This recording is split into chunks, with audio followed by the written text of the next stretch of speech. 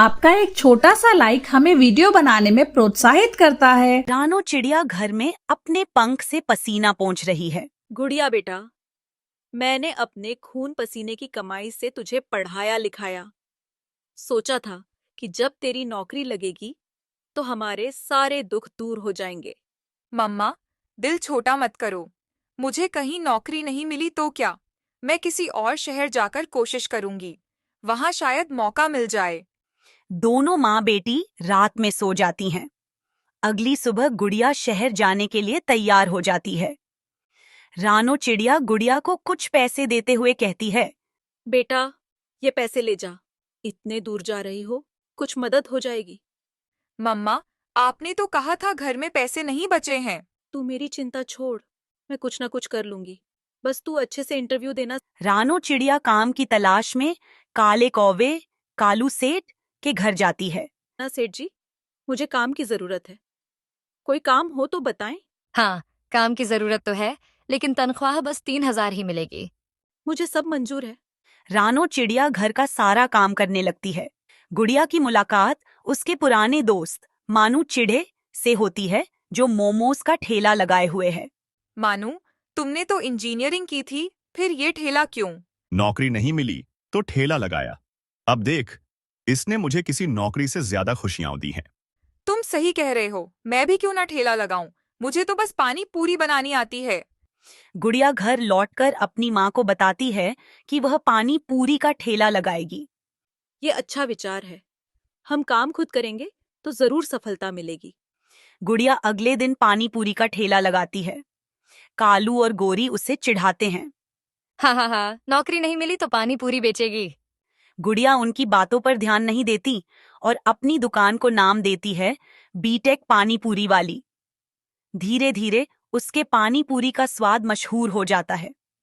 गुड़िया की दुकान पर दूर दूर से पक्षी आने लगते हैं। वह खूब पैसा कमाने लगती है। एक दिन वह अपनी माँ को पैसे देकर कहती है, माँ, ये लो, अब आपको गोरी के यहाँ काम करने की जरूरत नहीं है। मेरी बेटी, तूने तो मेरे सारे सपने पूरे कर दिए। रानो चिड़िया खुश होकर घर पर आराम से रहती है और गुड़िया की मेहनत से दोनों का जीवन खुशहाल हो जाता है। इस कहानी का संदेश है कि मेहनत और लगन से कोई काम छोटा नहीं होता। जंगल में जहाँ मेला फिल्म बनी थी, आज वहाँ एक बार फिर मेला लगा है। मगर ये मेला पक्षियों के लिए है, जिसमें बहुत सारे पक्षी अपने अपने खेत से पैदा होने वाले अनाज का मुकाबला करने के लिए हिस्सा लेते हैं। आज भी कुछ पक्षियों ने हिस्सा लिया था, जिसमें रानो चिड़िया, टिंकू चिड़ा, गोरी कौवी और बंटी कबूतर, ये सब अपने अपने खेत का अनाज लेकर आते हैं। जिसकी पैदावार ज्यादा होगी वो इस कंपटीशन को जीत जाएगा। और सुनाओ रानो चिड़िया, कैसी हो आज? लगता है तुम्हारी फसल काफी अच्छी हुई है। क्या लगता है आज के मुकाबले में कौन जीतेगा? मुझे तो लगता है इस बार कबूतर बाजी ले जाएगा, क्योंकि वो बहुत मेहनती किसान पक्षी है और उसने बहुत ही मेहनत की है। मेरा खेत उसी के खेत के साथ है, मैं उसे मेहनत करता देखती आई हूँ। टिंकू रानो आपस में बातें कर ही रहे होते हैं कि गोरी कौवी उनकी बातें सुनकर उनके पास आती है और कहती है, अरे दोस्तों, ये क्या बातें कर रहे हो? कबूतर कैसे जीत सकता है? वो तो बिल्कुल भुद्दू किसान पक्षी है। इस बार तो मैं ही जीतूंगी। ये सभी बातें कर ही रहे होते हैं। एक पक्षी मेले में ऐलान करता है कि आज का विजेता बंटी कबूतर है और दूसरे स्थान पर रानो चिड़िया है, तीसरे स्थान पर टिंकू चिड़ा है। गोरी ये सब सुनकर बहुत ही गुस्से में आ जाती है और बोलती है, ये क्या, मैं सबसे पीछे हूँ, मेरा तो नाम तक नहीं लिया गया। मुकाबला खत्म हो जाता है और तीनों को इनाम में कुछ पैसे और मेडल मिलते हैं। इसी तरह कुछ दिन गुजर जाते हैं। गोरी, जो कि कबूतर से बहुत जेलस होती है, वो एक दिन रानो के घर जाती है और कहती है, रानो कैसी हो? मैं आज तुम्हें एक बात बताने आई हूँ, तुम्हें यकीन नहीं होगा। गोरी, ऐसी कौन सी बात है जो तुम इतना सस्पेंस डाल रही हो? जल्दी बताओ। रानो, मैंने देखा कबूतर अपनी फसल पे एक खास तरह की दवाई का प्रयोग करता है। मुझसे उस कबूतर की फसल का अनाज सबसे ज्यादा होता है और तुम सब दूसरे नंबर पे रहते हो।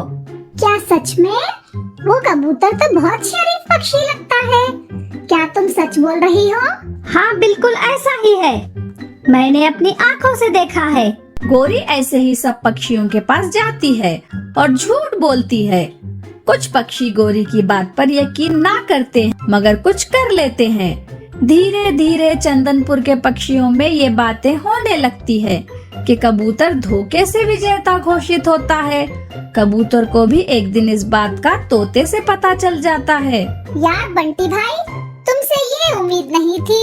क्या हुआ तोते भाई, मुझसे कोई गलती हो गई है क्या? बंटी भाई, तुम धोखे से प्रतियोगिता जीते हो, ऐसा मैंने सुना है। क्या? ये क्या कह रहे हो तुम? मैंने क्या धोखा किया? बंटी भाई, जंगल के सभी पक्षी ये बात कर रहे हैं। कुछ पक्षी तो सरपंच के पास जाने का भी कह रहे थे। पता नहीं अब क्या होगा तुम्हारे साथ। क्या तुमने सच में अपनी फसल में कोई केमिकल मिलाया है जिससे तुम्हारी फसल का अनाज सबसे ज्यादा होता है? ये सब झूठ है, मैंने ऐसा कुछ नहीं किया। मेरी फसल बिल्कुल नेचुरल है और मैं अपनी फसल को बहुत टाइम देता हूँ, जिससे मैं सबसे ज्यादा अनाज उगा लेता हूँ। कैसे कैसे पक्षी रहते हैं यहाँ, इतना झूठ। मैं खुद सरपंच के पास जाऊंगा और देखूंगा कि कौन मेरे बारे में झूठी अफवाह फैला रहा है। नेक्स्ट डे कबूतर सरपंच पक्षी के पास जाके अपनी शिकायत करता है, जिसकी वजह से सरपंच पक्षी पंचायत बिठाता है। आज सभी पक्षियों से मेरा एक सवाल है। आप सब पक्षियों को किसने बोला कि बंटी कबूतर अपने खेत में केमिकल का प्रयोग करता है? सरपंच जी, मुझे तो गोरी कौवी ने बोला था कि कबूतर अपने खेत में केमिकल का छिड़काव करता है। गोरी, तुमने ऐसा क्यों कहा?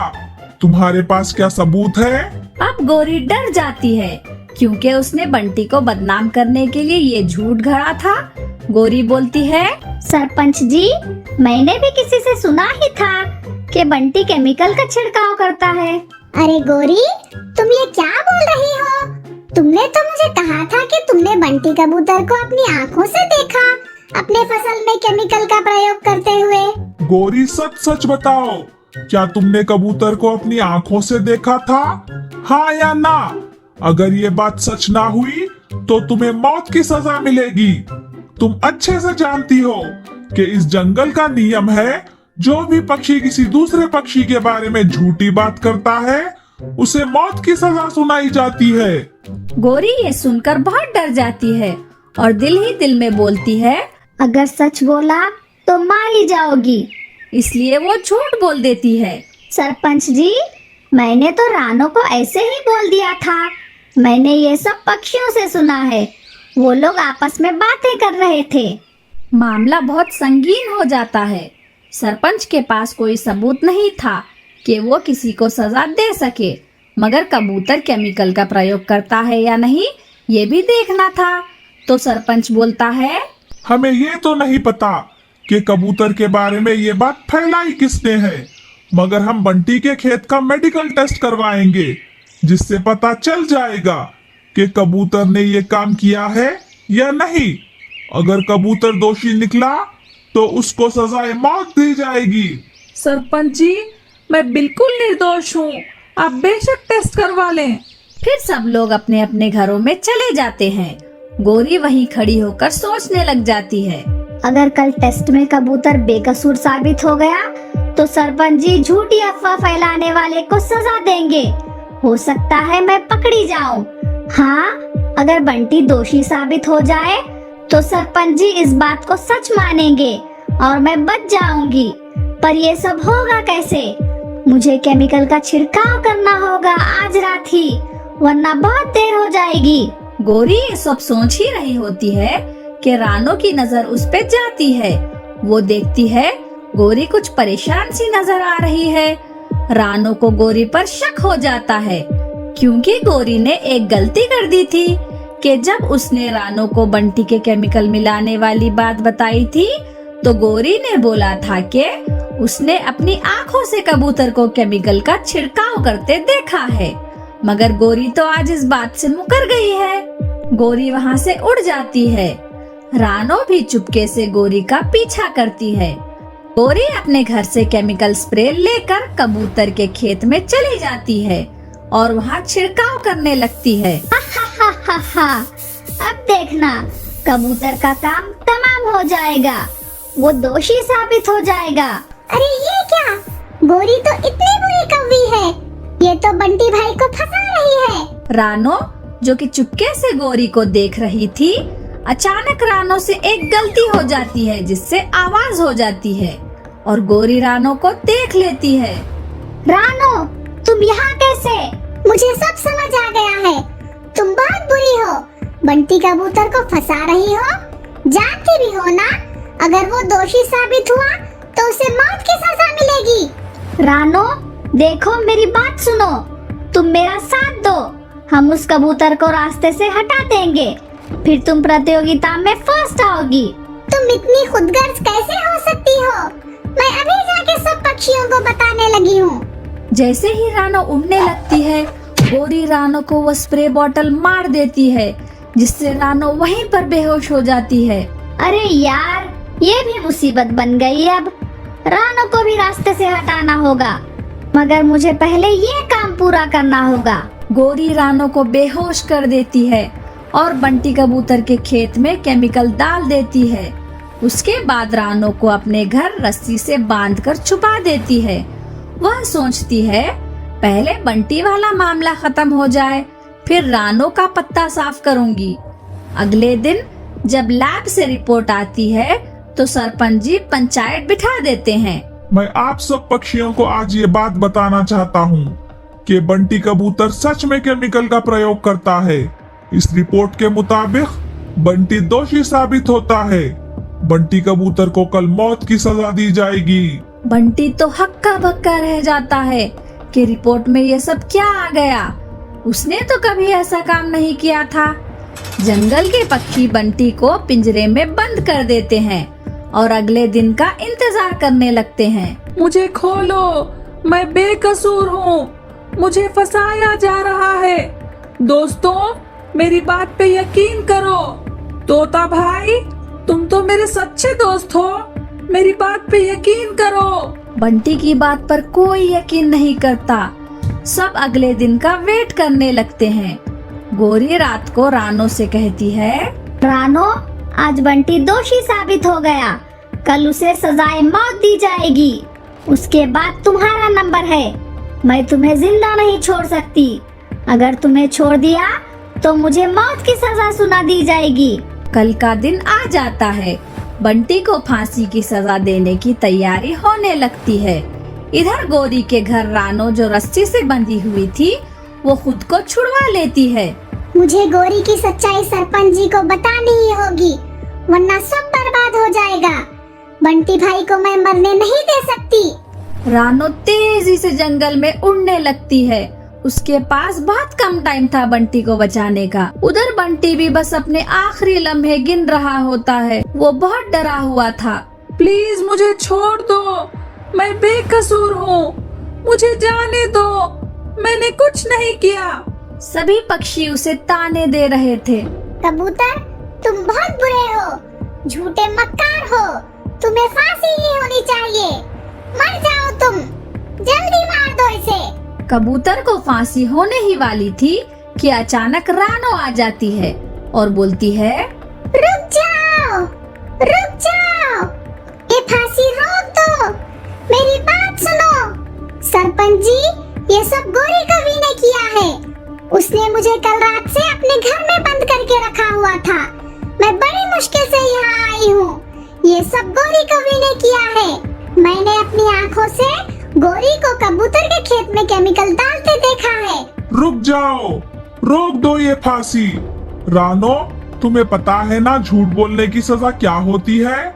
तुम्हारे पास क्या सबूत है कि ये सब गोरी ने किया है?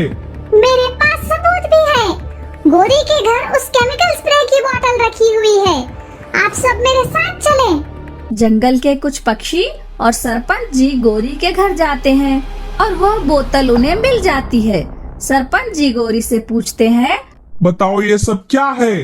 तुमने क्यों बंटी को फंसाने की कोशिश की? सरपंच जी, मुझे माफ कर दे। मैं बंटी से बहुत नफरत करने लग गई थी।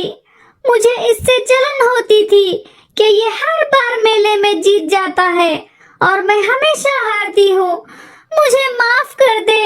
जब पहली बार मैंने तुमसे पूछा था, तब अगर तुम सच बोलती तो शायद तुम्हें कोई छोटी मोटी सजा देकर छोड़ देता, मगर तुमने ये सब करके अच्छा नहीं किया। अब तुम्हें वही सजा मिलेगी जो बंटी को मिलने वाली थी, सजाए मौत। नहीं सरपंच जी, मुझे माफ कर दो। बंटी भाई, मुझे माफ कर दो। रानो चिड़िया, प्लीज मुझे माफ कर दो। मैं मरना नहीं चाहती। गोरी बहुत मिन्नतें करती है, मगर उसे कोई माफ नहीं करता, क्योंकि गोरी बहुत बुरी बन चुकी थी। वो दो जाने लेने को तैयार थी। अब उस पे कोई रहम नहीं होता। गोरी को उसी वक्त फांसी दे दी जाती है और सब देखते हैं कि बुरी और झूठी कौवी का क्या अंजाम हुआ था। प्यारे दोस्तों, आपको ये कहानी कैसे लगी कमेंट सेक्शन में जरूर बताएं। वीडियो को लाइक कर दे, चैनल को सब्सक्राइब कर दे। See you in the next video. Bye bye. Rano चिड़िया के पति के मौत के बाद रानो बहुत अकेली हो गई थी। रानो अपनी बेटी का अकेले ही ध्यान रखती थी।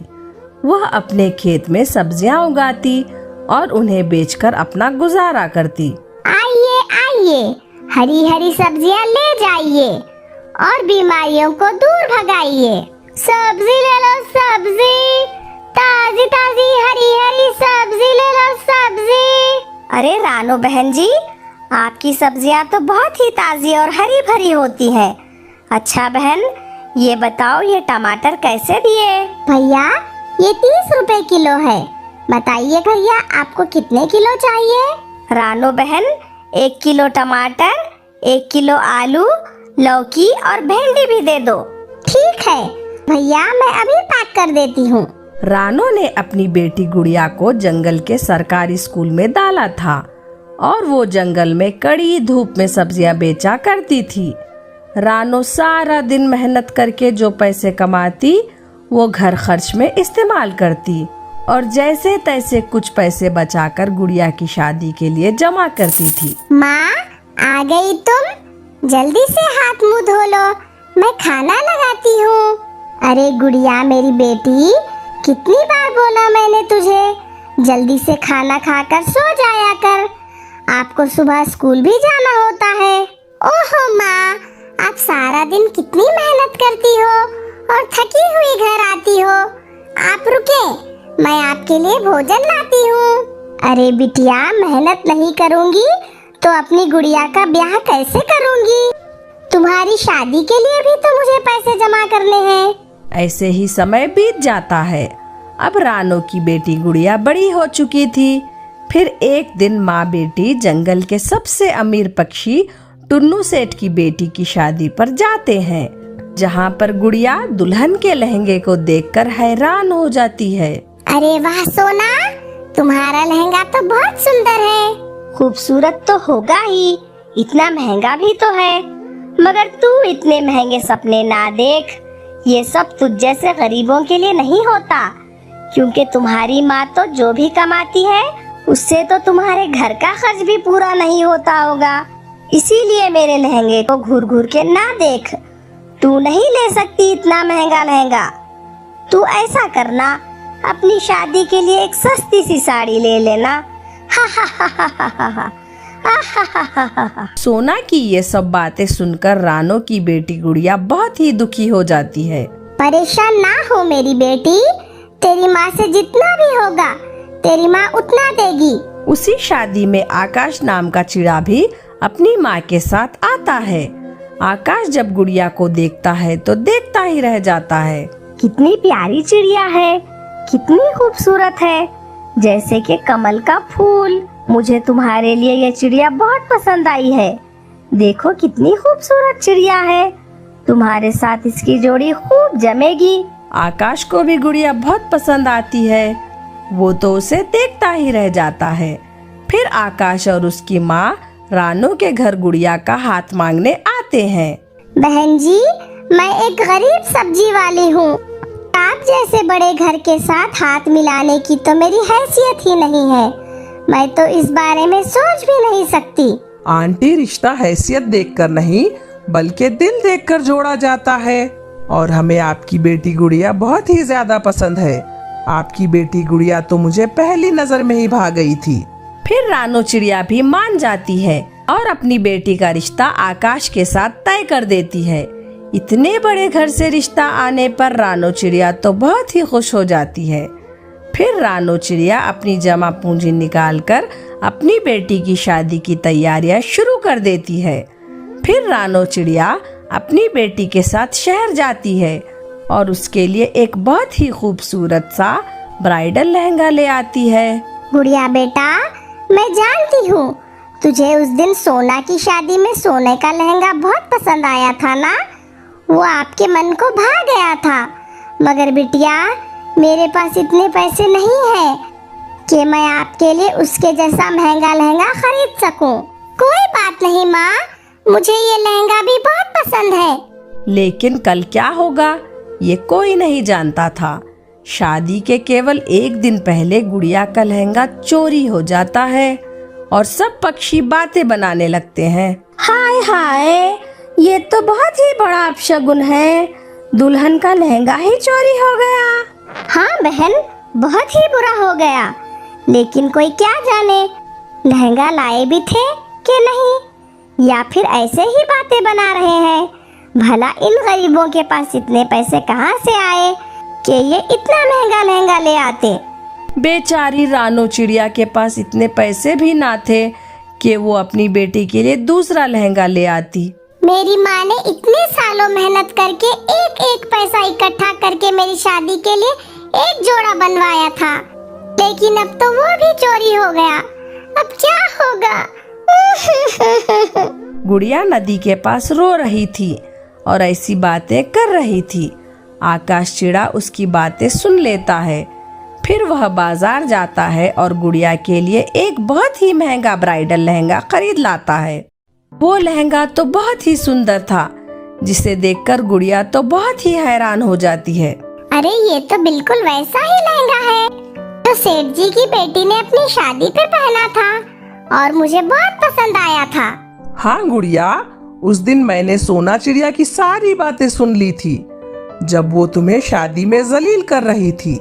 मुझे पता था तुम्हें वो लहंगा बहुत पसंद आया है, लेकिन इतना महंगा होने के कारण तुम वो नहीं खरीद पाई। जब मुझे पता चला कि तुम्हारा लहंगा चोरी हो गया है, फिर मैं तुम्हारे लिए वैसा ही लहंगा ले आया। तुम अपनी माँ के घर से लहंगा पहनो या मेरे घर से पहनो, एक ही बात है। आकाश जी, आप कितने अच्छे हैं। Thank you so much. आपका बहुत बहुत धन्यवाद। आपने हमारी इज्जत बचा ली। माँ जी, इसमें शुक्रिया की कोई बात नहीं है। अब गुड़िया मेरी जिम्मेदारी है। अब ये मेरी होने वाली पत्नी है और आप भी मेरी माँ की तरह हो। माँ जी, कल ये बस लहंगे को पहनाकर गुड़िया को विदा कर देना और हम धूमधाम से बारात ले आएंगे और मैं अपनी दुल्हन को लेकर चला जाऊंगा। फिर अगले ही दिन गुड़िया वो ब्राइडल लहंगा पहनकर तैयार हो जाती है। वो कोई अप्सरा से कम ना लग रही थी। सबकी नजरें उस पर ही टिकी थी, जिसे देखकर गुड़िया की सास भी बहुत खुश हो जाती है। रानो चिड़िया भी अपनी बेटी को उस लहंगे में देखकर बहुत खुश हो जाती है और रानो की आंखें भर आती हैं। फिर बहुत ही धूमधाम से गुड़िया की शादी आकाश से हो जाती है। प्यारे दोस्तों, आपको ये कहानी कैसे लगी कमेंट सेक्शन में जरूर बताएं। वीडियो को लाइक कर दे, चैनल को सब्सक्राइब कर दे। धन्यवाद।